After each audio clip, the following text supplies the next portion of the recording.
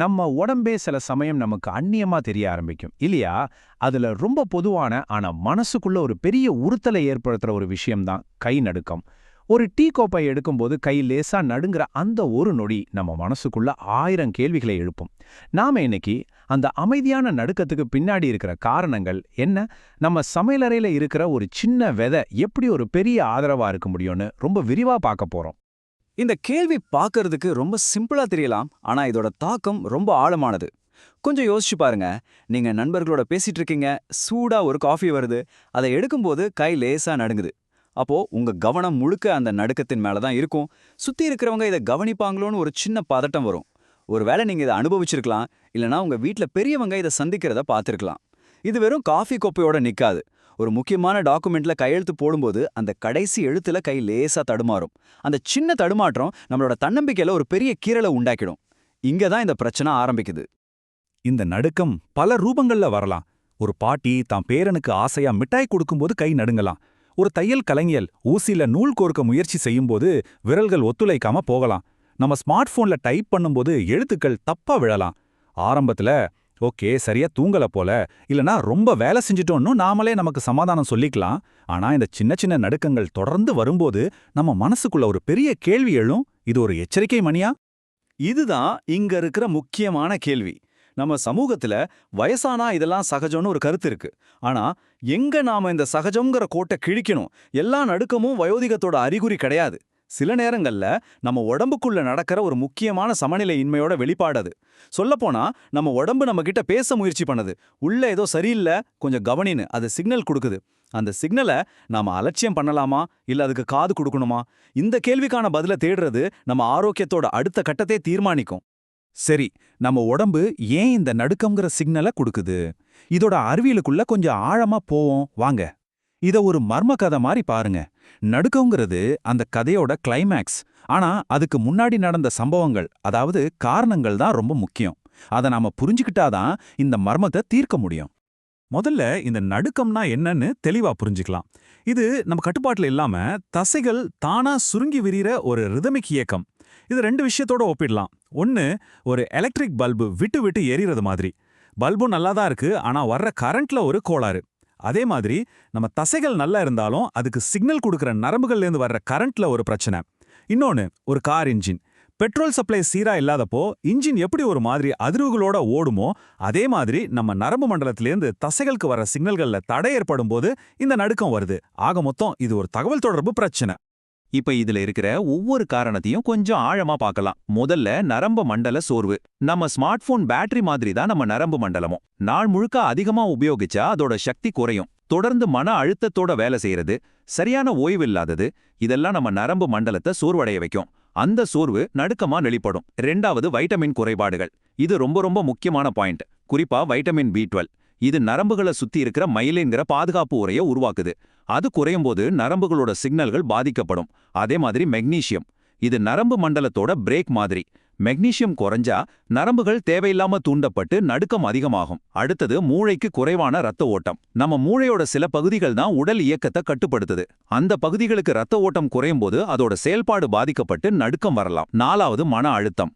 நீங்க ஒரு முக்கியமான இன்டர்வியூக்கு போறீங்கன்னு வச்சுக்கோங்க. கை காலெல்லாம் லேசா நடுங்கிற மாதிரி உணர்வீங்க இல்லையா? ஏன்னா மன அழுத்தம் கார்டிசால்ங்கிற ஹார்மோனை சுரக்க வைக்குது. அது நம்ம நரம்பு மண்டலத்தை ஒரு ஹை அலர்ட் மோடுக்கு கொண்டு போயிடும். அதோட விளைவுதான் நடுக்கம். கடைசியா, பார்க்கின்சன் போன்ற நோய்கள். எல்லா நடுக்கமும் பார்க்கின்சன் கிடையாது. ஆனா சில குறிப்பிட்ட வகை நடுக்கங்கள், உதாரணமா ஓய்வு நேரத்துல வர்ற நடுக்கம், அதுக்கான ஆரம்ப அறிகுறியா இருக்கலாம். அதனாலதான் காரணத்தை சரியா கண்டுபிடிக்கிறது ரொம்ப அவசியம். இத்தனை காரணங்கள் இருந்தாலும் இது எல்லாத்தையும் இணைக்கிற ஒரு பொதுவான நூல் இருக்கு. அதுதான் நம்ம உடலோட உள்ளக சமநிலையின்மை. நம்ம உடம்ப ஒரு பெரிய ஆர்கெஸ்ட்ரா மாதிரி கற்பனை பண்ணிக்கோங்க. மூளை தான் அந்த ஆர்கெஸ்ட்ராவோட கண்டக்டர். நரம்புகள், தசைகள்லாம் இசைக்கலைஞர்கள். எல்லாரும் சரியான தாளத்தோட சரியான நேரத்துல இசைச்சா ஒரு அற்புதமான இசை உருவாகும். அதுதான் ஆரோக்கியமான உடல். ஆனா அதுல ஒரு இசைக்கலைஞர் மட்டும் தாளம் தப்புனா என்னாகும்? மொத்த இசையும் கெட்டுப்போகும். அந்த தாளம் தப்புன இசைதான் நடுக்கம். அந்த தாளம் தப்புறதுக்கு காரணம் உள்ளே இருக்கிற சமநிலையின்மை தான். இந்த தாளம் தப்பின ஆர்கெஸ்ட்ராவை சரி செய்ய, அதாவது நம்ம உடலோட சமநிலையை மீட்டெடுக்க உணவு ஒரு முக்கியமான கருவியா இருக்கு. இப்போ நாம நம்ம பாரம்பரிய மருத்துவத்திலயும் சரி நவீன அறிவியல்லயும் சரி ஒரு சூப்பர் ஸ்டார் மாதிரி பார்க்கப்படுற ஒரு சின்ன ஆனா சக்தி வாய்ந்த விதைய பத்தி பார்க்க போறோம். நம்ம எல்லாருக்கும் தெரிஞ்ச, நம்ம சமையலறையில தினமும் பார்க்கற, ஆனா அதோட முழு சக்தியும் நமக்கு தெரியாத ஒரு விதை. நரம்புகளை அமைதிப்படுத்தி, தசைகளை பலப்படுத்தி, அந்த சமநிலையை திரும்ப கொண்டு வர உதவுற அந்த ஒரு விதை. அது என்னவா இருக்கும்னு நினைக்கிறீங்க? ஆமாங்க, எள்ளு தான். இந்த சின்ன கருப்பு இல்லனா வெள்ளை விதைக்குள்ள நம்ம நரம்பு மண்டலத்துக்கு தேவையான ஒரு ஊட்டச்சத்து புதையலே இருக்கு. இது எப்படி சாத்தியம்னு நீங்க கேட்கலாம். இது ஏதோ பாட்டி வைத்தியம் மட்டும் இல்ல. இதுக்கு பின்னாடி ஒரு ஆழமான அறிவியல் இருக்கு. வாங்க, அதை உடைச்சு பார்க்கலாம். இந்த அட்டவணை ஒரு மேலோட்டமான பார்வைதான்.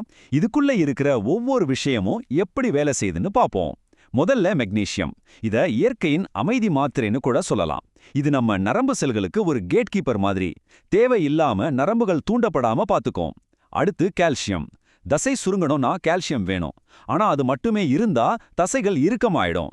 மெக்னீசியம் தான் அந்த தசைகளை ரிலாக்ஸ் பண்ண வைக்கும். இந்த ரெண்டோட பேலன்ஸ் ரொம்ப முக்கியம். அப்புறம் வைட்டமின் பி காம்ப்ளெக்ஸ், குறிப்பா B1 மற்றும் B6. இது நரம்புகள் சிக்னல்களை அனுப்புற வேகத்தையும் துல்லியத்தையும் அதிகரிக்குது. அடுத்தது நல்ல கொழுப்புகள், அதாவது ஒமேகா 3 மற்றும் ஒமேகா 6. நம்ம மூளையே 60% கொழுப்பாலானது. இந்த கொழுப்புகள் தான் மூளை செல்களோட சுவர் மாதிரி.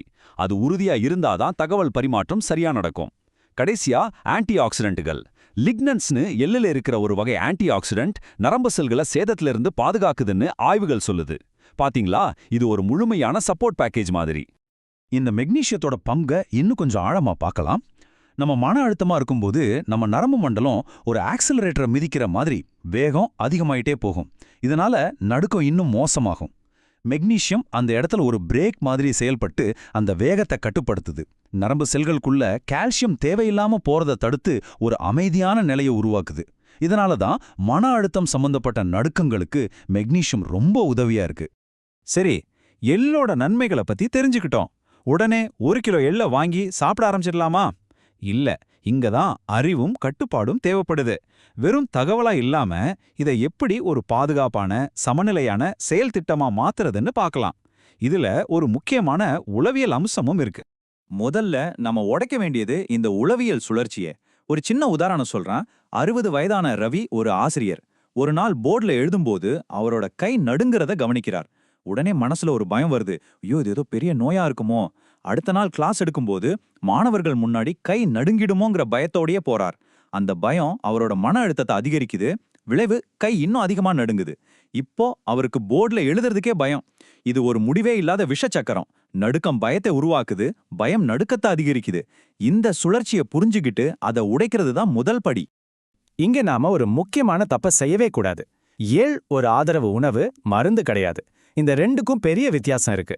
மருந்துங்கிறது ஒரு குறிப்பிட்ட நோயை கண்டறிஞ்சு அதோட மூல காரணத்தை தாக்குற ஒரு ரசாயன பொருள். உதாரணமா ஒரு பாக்டீரியா தொற்றுக்கு ஆன்டிபயோட்டிக் சாப்பிட்ற மாதிரி. ஆனா ஆதரவு உணவுங்கிறது நம்ம உடம்போட பழுதுபார்க்கும் சிஸ்டத்துக்கு தேவையான மூலப்பொருட்களை கொடுக்கறது. அது ஒரு குறிப்பிட்ட நோயை குணப்படுத்தாது, ஆனா உடம்பு தன்னைத்தானே சரி செஞ்சுக்க உதவுற ஒரு துணை. இந்த வித்தியாசத்தை நாம தெளிவா புரிஞ்சுக்கணும். ஏன்னா நம்மள பலர் உடனடி தீர்வு தேடுவோம். ஒரு இயற்கை பொருள் பக்க விளைவில்லாத மருந்து மாதிரி நமக்கு தோணும். அந்த எண்ணம் ஆபத்தானது. அதனால இந்த முழு பகுதியிலையும் நான் சொல்ல வர மிக மிக முக்கியமான விஷயம் இதுதான். இதை நான் எவ்வளோ அழுத்தி சொன்னாலும் தகும். உங்களுக்கு தொடர்ந்து கை நடுக்கம் இருந்தா நீங்க செய்ய வேண்டிய முதல் மற்றும் ஒரே ஆரம்பகட்ட நடவடிக்கை ஒரு தகுதி வாய்ந்த மருத்துவரை அணுகுவதுதான். ஏன்னா நடுக்கம்ங்கிறது ஒரு பனிப்பாறையோட நுனி மாதிரி. அதுக்கு கீழே என்ன காரணம் இருக்குன்னு ஒரு டாக்டர் தான் கண்டுபிடிக்க முடியும். ஒருவேளை அது சாதாரண வைட்டமின் குறைபாடா இருக்கலாம், இல்ல ஒரு தீவிரமான நோயோட அறிகுறியா கூட இருக்கலாம். காரணத்தை தெரிஞ்சுக்கிட்டு சரியான சிகிச்சை ஆரம்பிக்கிறது தான் புத்திசாலித்தனம். உணவு மாற்றங்கள் அந்த சிகிச்சைக்கு ஒரு உதவியா தான் இருக்கணுமே தவிர அதுவே சிகிச்சை ஆகிடாது. மருத்துவரோட ஆலோசனைக்கு பிறகு எல்லாம் உங்க உணவுல சேர்த்துக்க சில எளிய வழிகள் இருக்கு. ஒன்று, காலையில வெறும் வயித்துல ஒரு சின்ன ஸ்பூன் அளவு நல்லா மென்னு சாப்பிடலாம். அப்போ அதோட ஊட்டச்சத்துக்கள் முழுமையா உடம்புல சேரும். ரெண்டாவது, எல்லை வறுத்து பொடி செஞ்சு இட்லி பொடி மாதிரி தோசை இட்லி மேல தூவி சாப்பிடலாம். மூணாவது, சாலட் பொரியல் குழம்பு மாதிரி உணவுகள்ல ஒரு அலங்கார பொருளா சேர்க்கலாம். ஆனா இங்க ஒரு முக்கியமான டோன்ட் இருக்கு. எள்ளுல நிறைய நல்லது இருக்குங்கிறதுக்காக அளவுக்கு அதிகமா சாப்பிடக்கூடாது. அதுல கலோரிகள் அதிகம், சிலருக்கு செரிமான பிரச்சனைகளையும் உண்டாக்கலாம். ஒரு நாளைக்கு 1-2 டீஸ்பூன்ங்கிறது பொதுவான அளவு. மிதமான அளவே முக்கியம். இறுதியா இந்த முழு உரையாடலையும் சுருக்கமா சொன்னா 5 முக்கியமான விஷயங்கள். 1, கை நடுக்கம் என்பது ஒரு அறிகுறி, அதுவே ஒரு நோய் அல்ல. 2 அதுக்கு பின்னாடி நரம்பு சோர்வுல இருந்து பார்க்கின்சன் வரை பல காரணங்கள் இருக்கலாம். 3 எள் மாதிரி உணவுகள் அதுல இருக்கிற மெக்னீசியம் வைட்டமின்கள் மூலமா நரம்பு மண்டலத்துக்கு ஆதரவளிக்க முடியும். 4 இது மருந்துக்கு மாற்று கிடையாது, ஒரு துணை மட்டுமே. 5 நீங்க எடுக்க வேண்டிய முதல் படி எப்போதுமே ஒரு மருத்துவரை சந்திப்பதுதான். உங்க உடலை கவனிக்கிறது ஒரு சுமை இல்ல, அது உங்க மேல நீங்களே காட்டுற அக்கறை. அந்த அக்கறையின் முதல் படி ஒரு சின்ன மாற்றத்தை ஏற்படுத்துறதுல இருந்து ஆரம்பிக்கலாம். அறிவோடையும் சரியான வழிகாட்டுதலோடையும் செயல்படுறதுதான் உண்மையான ஆரோக்கியத்துக்கான பாதை.